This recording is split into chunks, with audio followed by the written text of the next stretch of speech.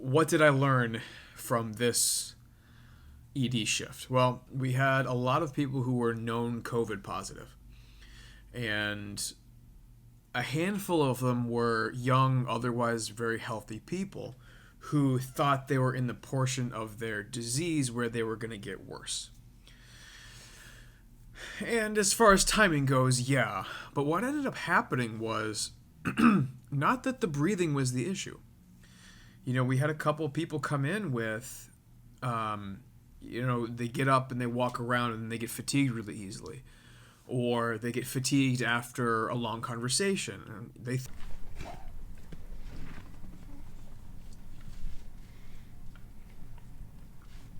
I'm in a spot. Happy Monday. Monday is International Chest Day.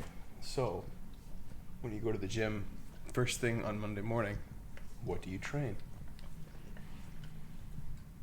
Legs. If you've been following me for a long time, you know I hate training chest on Mondays. Just because it's International Chest Day. Mostly out of spite. Also partially because there are never any benches open and all the squat racks are open. So, Monday, legs. I'm training with Brad and Jamal again this morning, so I should get crushed. Hello, sir. Oh, hi. I know, I'm in your spot. I know. Oh. And then we're going to the dog park. And then I have an ED shift from 11 a.m. to like 8-ish. No. Don't lay back on mom. Don't lay back on mom. I know you can't lay forward because I'm in your spot. Okay. Enough talking to the camera. I gotta go to the gym. Oh, God. Right in the rib cage. It's like there's just two legs over here and there's no other creature. There he is. Nom, nom, nom, nom, nom, nom, nom, nom, nom, nom, nom, nom. Sweetheart, what are you doing? Just reading an article. About what? Hospitalist at home program during COVID-19 positive patients. Hospitalist at home program? Mm-hmm. That'd be nice. A lot of people have been working at home, and I know some people are like, some people love it, of course. Other people, just want to be out of their house. And I can see it both ways. And I'm sure I would regret this if I were, forced to stay at home and not have the ability to, get out of my house, and even if it's just to go to work. But, what? He's licking my hand. But sometimes, it would be nice to have a huge home office and stop leaning on mom. She doesn't like it. You're bigger than she is, nerd. All right, fine. Sometimes it would be nice to, be able to work from home and not have to go anywhere. That being said, I would want a big house with him and 35 of his closest friends. All right. But maybe one day. He laid on Kyrie and now she's stuck.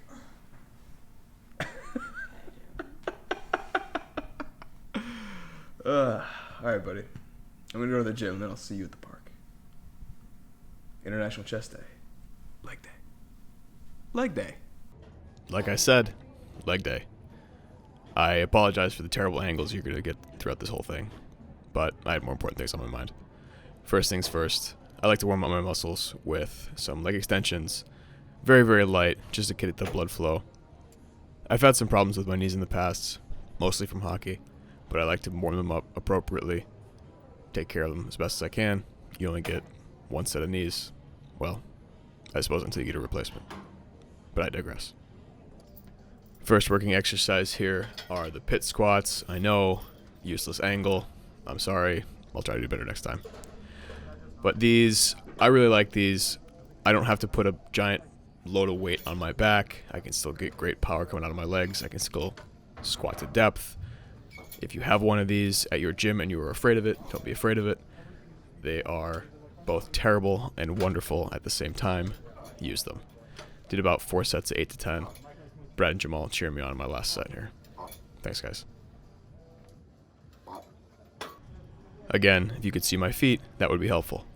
But what I've done is I put my heels close together and on a 10-pound plate, so they're about an inch and a half up off the ground. Go as low as I can with a narrow stance. At this point, I'm just resting my hamstrings on my calves, pausing at the bottom, and then going straight up. This isn't particularly heavy. I think this was 185 for 10-ish. 4 sets of 10. But the killer here is the superset. So because those squats are a very quad-heavy exercise, Jamal suggested maybe we should do some sumo deadlifts. Now, I don't really train sumo deadlifts, but it's always good to try something new. So I decided, yeah, sure, let's go. So for this whole superset ordeal, this was just terrible. 4 supersets, 8 to 12 reps on everything, and yeah, you'll be fried. I'm grateful we ended with this superset because at this point, I really just needed to lay down. So I like doing unilateral leg extensions. My right knee is usually in worse shape than my left, so I like to use each leg individually so I don't overcompensate with my left, causing my right to get weaker. So I went back and forth here, and then supersetted it with lying hamstring curls with a pause at the full contraction. Again, I'm very, very sorry about these angles. Yeah, I don't do this a lot. Anyway, these absolutely fried me. I ended with sets of 20 of these just so I couldn't walk home appropriately. But, that's what you get for trying that hard, right? All in all, really difficult.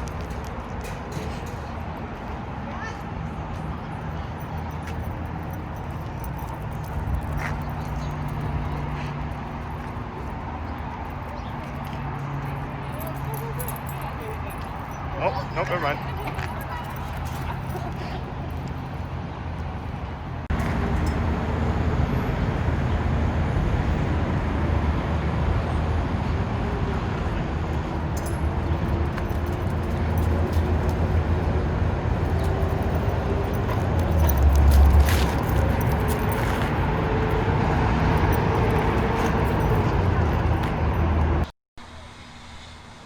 There's the tennis ball, and there is Bruin. All right, later, dude. He ran and chased the ball 6 times. Yeah, that's usually enough for him. Bruin is tired. How about Kure has coffee somewhere? It's down there. And I have to leave for work in like 20 minutes. But by the time this video comes out, this will be like available. So I'm going to record it anyway. My name's on a thing. It's on a pin. You can kind of see it. So my friend Lena has a pin company. She makes pins and jewelry. It's all medical themed. And she didn't have a diabetes one. And this being November, Diabetes Awareness Month, she made a Broken Pancreas Club pin that I've been wearing on my backpack for like months now. Then we, and/or I finally got around to doing stuff to like take a picture with it and all that stuff. Anyway, I have to write an Instagram post in the next 10 or so minutes, so I have enough time to, pack up my stuff and go. And it's going to be released today, so that's going to be really exciting. I haven't had my name on a thing like this before, so it's pretty cool. Let's see if I can switch the camera and give you a better look. So it's really shiny, and then my phone's going to cover it up. Oh, it actually looks better. So, Coterie and me, Broken Pancreas Club, because I am a member of the Broken Pancreas Club. And have been for the last 26 plus years. I would say a proud member, but I don't really like it. All right, let me write this, and then I got to work. ED shift, hopefully 11 to not much later than 7, but we'll see what comes in today. It's Monday, should be busy. All right, made it to work. Oh, elevator's here. Downstairs, gotta go, bye. Nobody's in my elevator. All right, now for real. Time to go to work. All right, so at this stage, I'd been at work for a little over 5 hours. Before I edited this, I had no idea there was a clock behind me, so good for me. It was 4:15. So I still have my mask and my N95 on. I just got finished seeing a COVID patient. We have pretty solid PPE, to be honest with you. We're always gowned and gloved and have, our shields and our masks, and we're doing okay.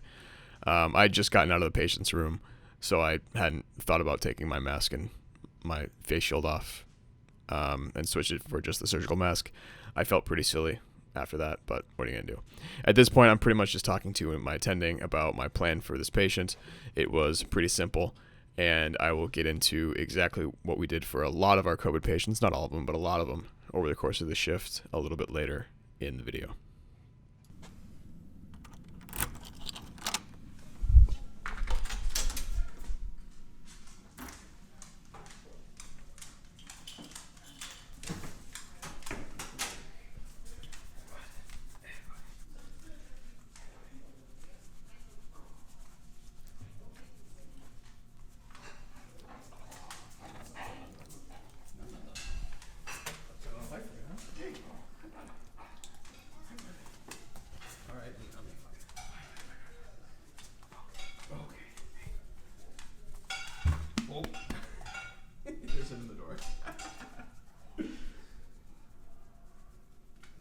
Alright, as you can see, I'm at my desk now. I got home, immediately had dinner.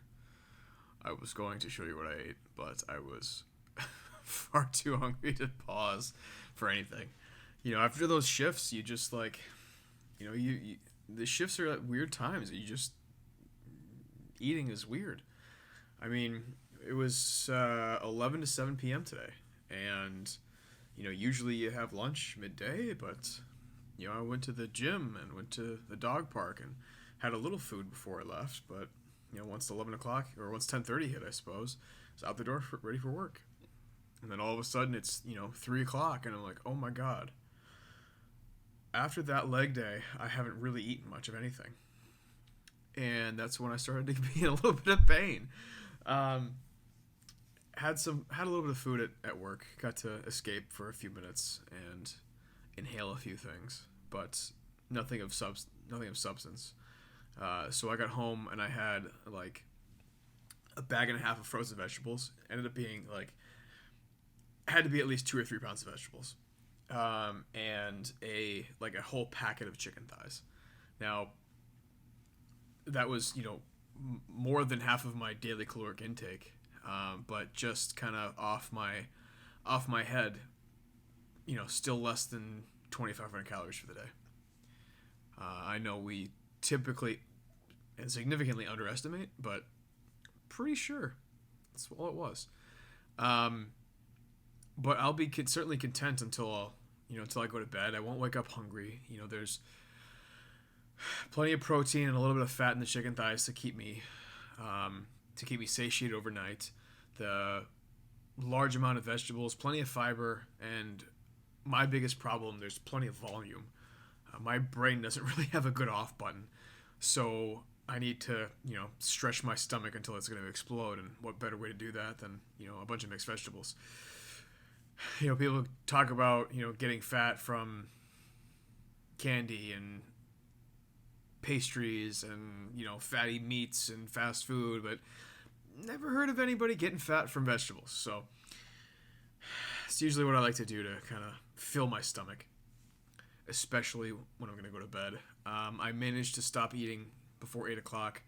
Not that it matters for the general public, but for the sake of intermittent fasting, for me it matters, because on days where I actually have control of my time and I'm not in the emergency room, I may not eat until noon.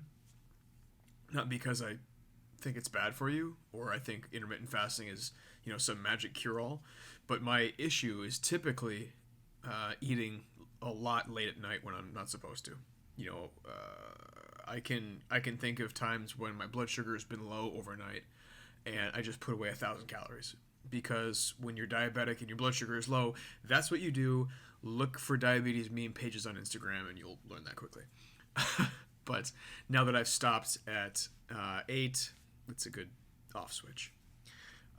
What did I learn from this ED shift? Well, we had a lot of people who were known COVID positive, and a handful of them were young, otherwise very healthy people who thought they were in the portion of their disease where they were going to get worse. And as far as timing goes, yeah. But what ended up happening was not that the breathing was the issue. You know, we had a couple of people come in with, they get up and they walk around and they get fatigued really easily. Or they get fatigued after a long conversation. And they think to themselves, oh, okay, well, I guess I just can't breathe anymore. Maybe. Then we hook them up to the pulse ox and they walk around and they're still 97%. It's like, all right, that's weird. And then you look and their heart rate's 130 from a baseline of 60.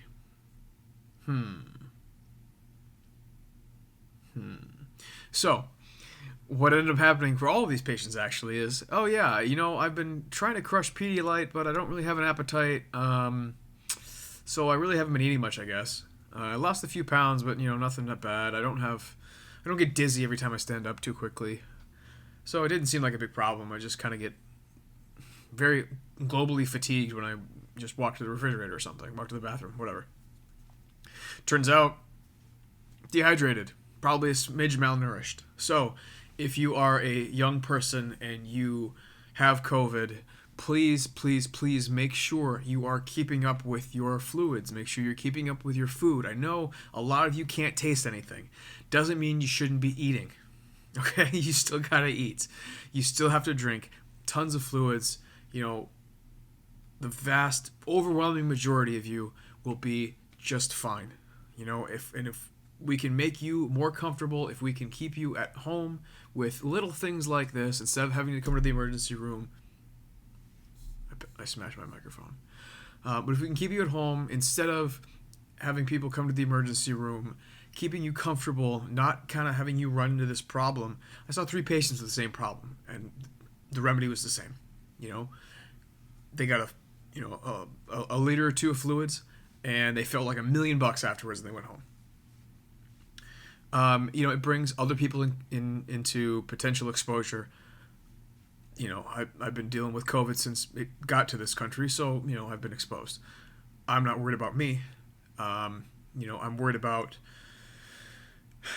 whoever brought you to the hospital. I'm worried about whoever you're going to walk by on the streets walking to the hospital. I'm worried about the people in the ambulance. I'm worried about, a lot of different people.